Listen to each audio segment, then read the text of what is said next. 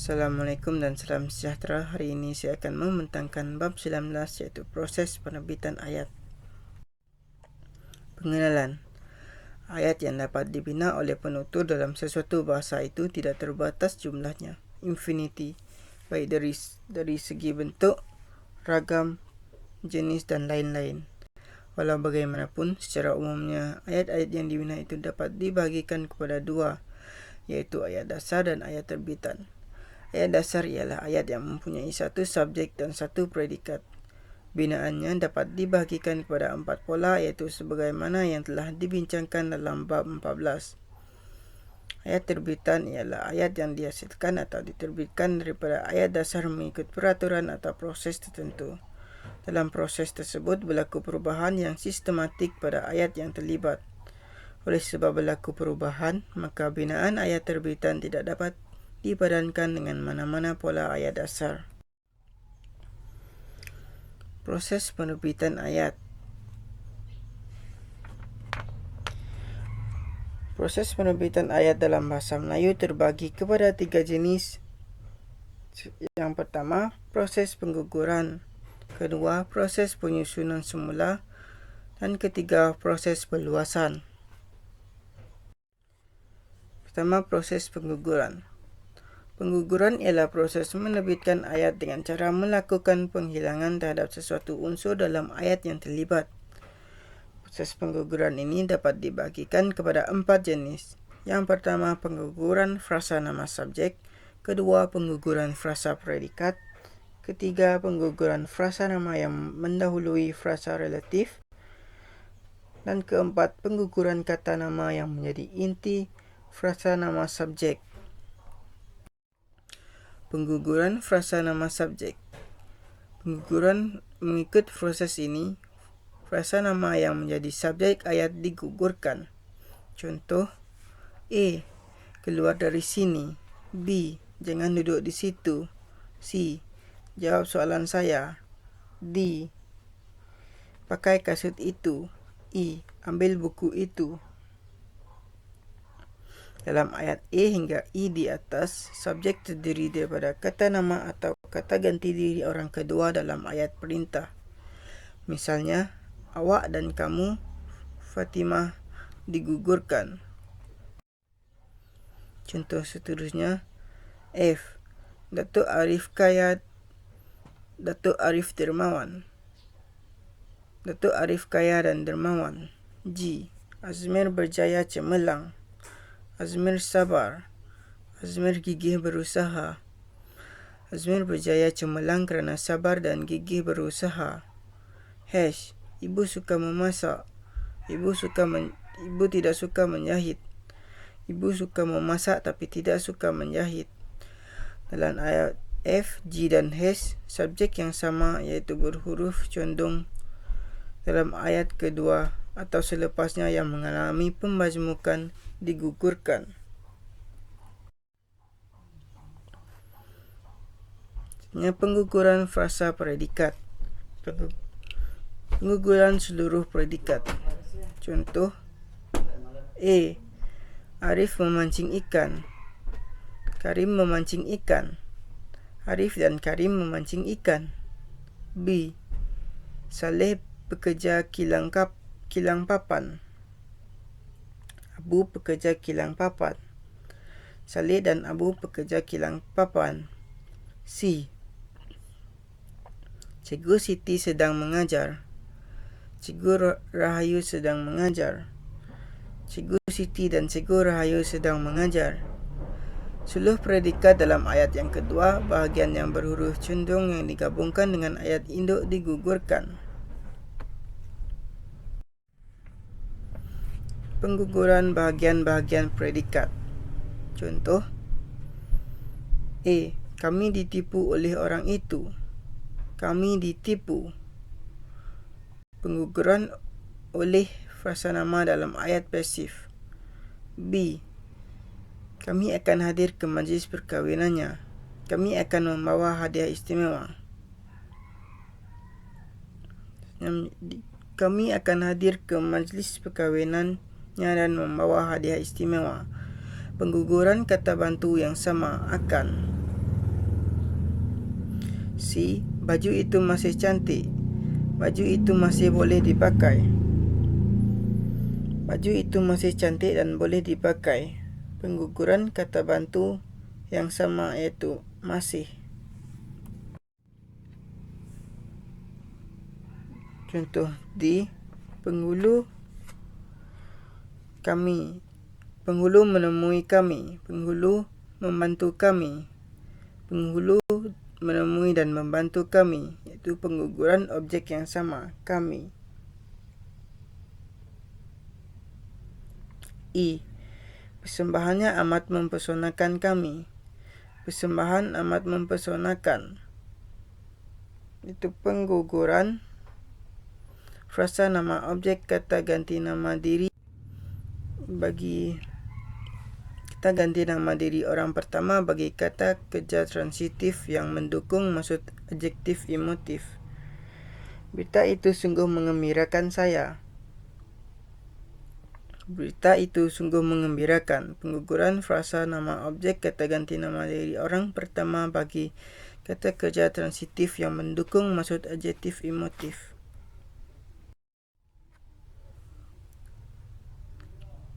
Seterusnya, pengguguran frasa nama yang melalui frasa relatif.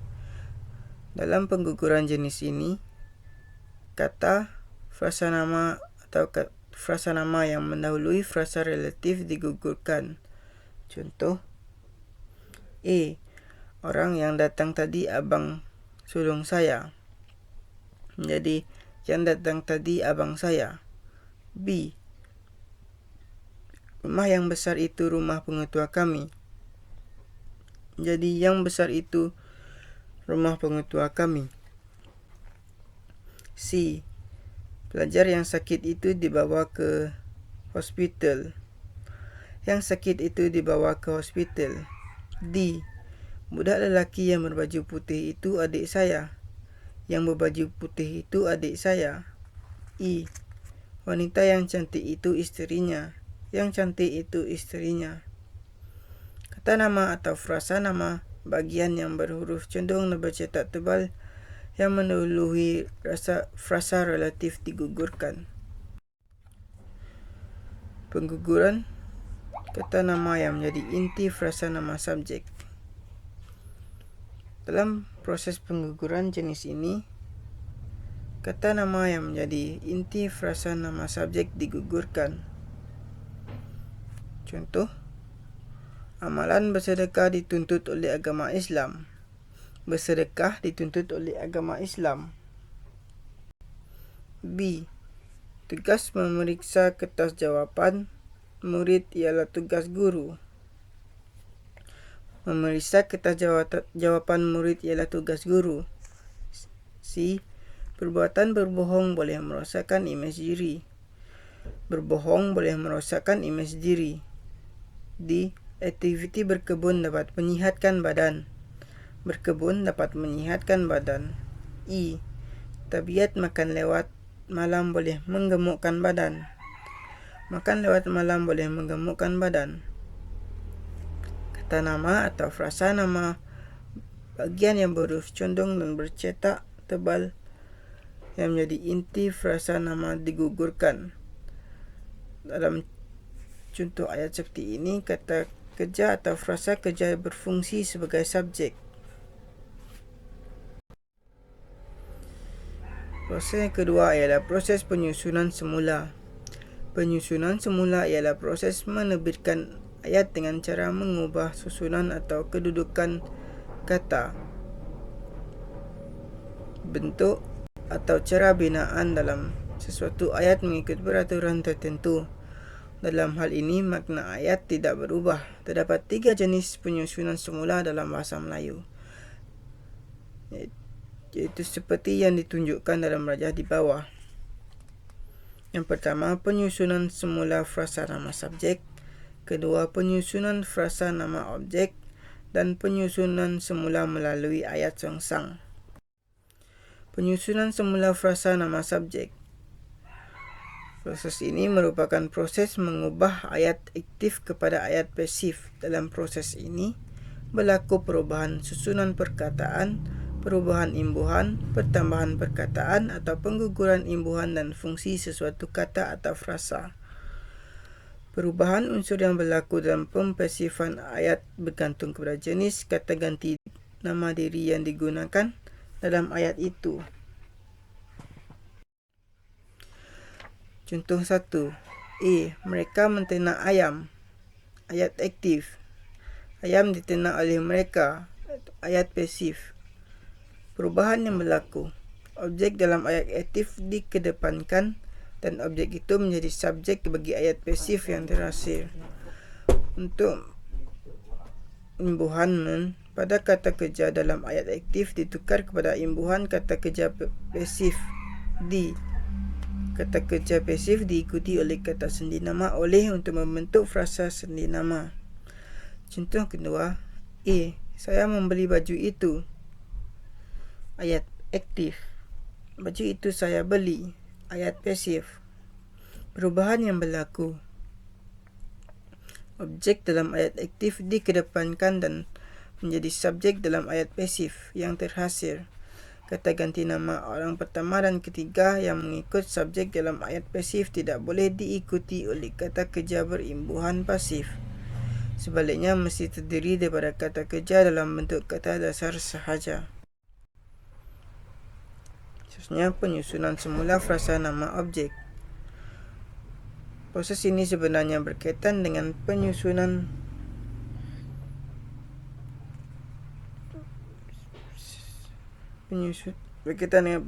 semula ayat aktif transitif yang mempunyai dua objek, iaitu objek tepat dan objek CP. Objek tepat ialah objek yang ditempatkan selepas sahaja kata kerja transitif, manakala objek CP ialah kata nama atau frasa nama yang mengikuti objek tepat. Sebagai contoh, ibu memasakkan nenek bubur kacang. Nenek ialah objek tepat, manakala bubur kacang ialah objek CP. Penyusunan semula dibuat dengan mengubah kedudukan objek CP dan objek tepat. Objek tepat dalam ayat asalnya dipindahkan ke bahagian akhir ayat dengan didahului oleh kata sendi nama, seperti kepada atau untuk, manakala objek CP diletakkan selepas kata kerja. Dalam ayat baru, iaitu objek CP menjadi tepat. Contoh, pelajar itu mengirimi gurunya objek merupakan objek tepat dan gambar ialah objek CP. Pelajar itu mengirim gambar kepada gurunya. Gambar merupakan objek tepat dan gurunya merupakan frasa sendi nama. Kakak menghadiahi abang objek sepasang baju Melayu. Abang merupakan objek tepat dan baju Melayu merupakan objek CP. Kakak menghadiahkan abang sepasang baju Melayu kepada abang. Objek tepat ialah baju Melayu dan abang merupakan frasa sendi nama. Pelajar membukakan guru itu pintu. Guru itu merupakan objek tepat dan pintu merupakan objek CP. Pelajar membuka pintu untuk guru itu. Pintu merupakan objek tepat dan untuk guru itu merupakan frasa sendi nama. Seterusnya ialah penyusunan semula melalui ayat songsang. Penyusunan semula juga boleh berlaku melalui penyongsangan atau penepanan predikat ayat atau bahagian-bahagian predikat. Bahagian yang dikedepankan itu lazimnya ialah bahagian yang hendak diberikan fokus. Ayat yang terhasil ialah ayat songsang. Contoh, dia tidak hadir semalam. Jadi, semalam dia tidak hadir atau tidak hadir dia semalam.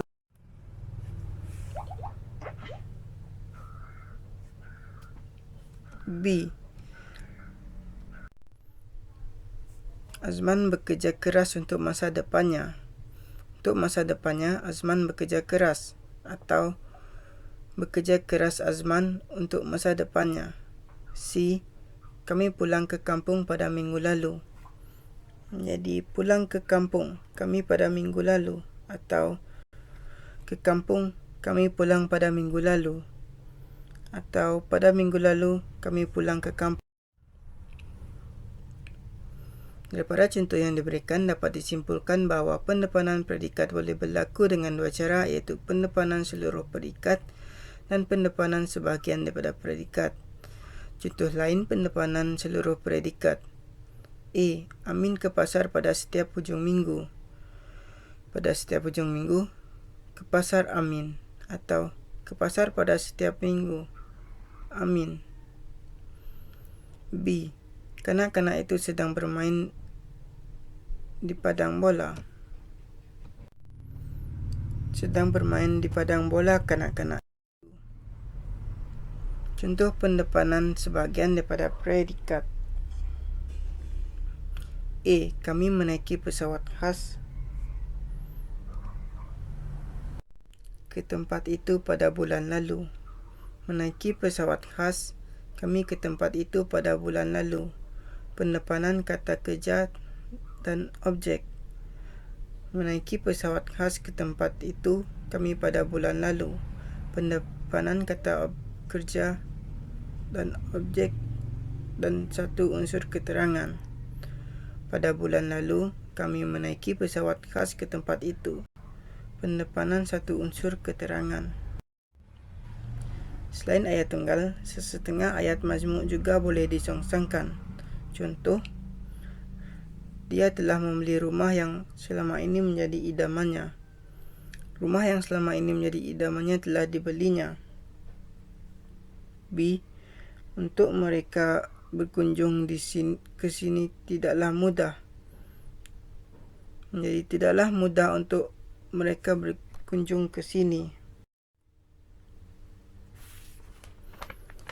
Proses yang terakhir ialah proses perluasan.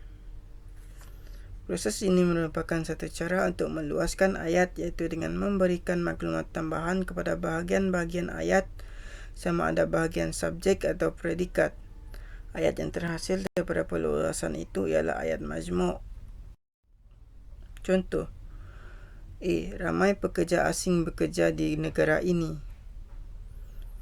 Ramai pekerja asing yang datang tanpa izin bekerja di negara ini. Perluasan frasa subjek ramai pekerja asing. B. Syarikat Kamen telah membeli bangunan itu. Syarikat Kamen telah membeli bangunan yang tertinggi di bandar itu. Perluasan predikat bangunan itu, objek. C. Makcik saya mengunjungi ibu di kampung. Makcik saya yang baru pulang dari luar negara mengunjungi ibu di kampung. Perluasan frasa nama subjek makcik saya. Makcik saya yang baru pulang dari luar negara mengunjungi ibu yang sedang sakit di kampung. Perluasan frasa subjek makcik saya dan objek ibu dalam predikat. Terdapat 4 jenis perluasan, iaitu perluasan frasa nama subjek, perluasan frasa nama predikat, perluasan dengan kata hubung, dan perluasan melalui komplementasi. Pertama, perluasan frasa nama subjek. Perluasan ini berlaku melalui proses relativisasi dengan menggunakan kata hubung relatif. Bahagian yang diperluas ialah subjek ayat. Contoh, gadis itu sudah bertunang. Gadis itu hitam manis. Jadi gadis yang hitam manis itu sudah bertunang.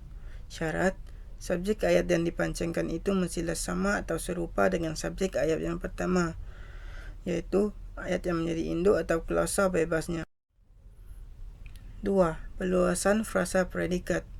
Perluasan ini berlaku melalui proses relativisasi dengan menggunakan kata hubung relatif. Bahagian yang diperluaskan ialah bahagian predikat. Contoh, A. Kadir membaca buku. Buku itu amat tebal. Jadi, Kadir membaca buku yang amat tebal itu. B. Kami melawat ke kampung itu. Kampung itu terindah di Kuala Imbau. Itu. Kami melawat ke kampung yang terindah di Kuala Imbau itu. Syarat frasa nama yang mengalami relativisasi dalam ayat yang dipancangkan itu mestilah berfungsi sebagai subjek. Jika tidak, ayat itu perlu dipasifkan dahulu. Contoh, anak saya memandu kereta itu. Saya membeli kereta itu. Untuk melakukan perluasan, ayat kedua itu mestilah dipasifkan dahulu. Kemudian barulah dipancangkan pada predikat ayat yang pertama. Prosesnya seperti di bawah ini. Anak saya memandu kereta itu. Saya membeli kereta itu. Ayat ini dipasifkan. Kereta itu saya beli. Pancangkan pada predikat ayat yang pertama menjadi anak saya memandu kereta yang saya beli itu. Ketiga, perluasan dengan kata hubung. Perluasan ini boleh berlaku melalui pencantuman dua ayat atau lebih dengan menggunakan kata hubung. Contoh A. Rumah Amirah dan rumah saya berdekatan dengan kedai. Kata hubung dan. B. Pak Karim suka bersedekah walaupun dia bukan orang kaya. Itu kata hubung walaupun. C. Adik berbaring-baring di sofa lalu tertidur. Kata hubung lalu. Yang keempat, perluasan melalui komplementasi. Perluasan jenis ini berlaku melalui proses komplementasi, iaitu cantuman sesuatu ayat dengan ayat lain dengan menggunakan kata hubung komplement. Contoh, guru sudah mengetahui bahawa pelajarnya itu sangat miskin. B. Mereka merayu agar anak mereka dibebaskan. C. Pengetua meminta supaya guru-guru memberikan perhatian kepada pelajar yang lemah. Sekian itu saja daripada saya. Segala kekurangan mohon dimaafkan. Terima kasih.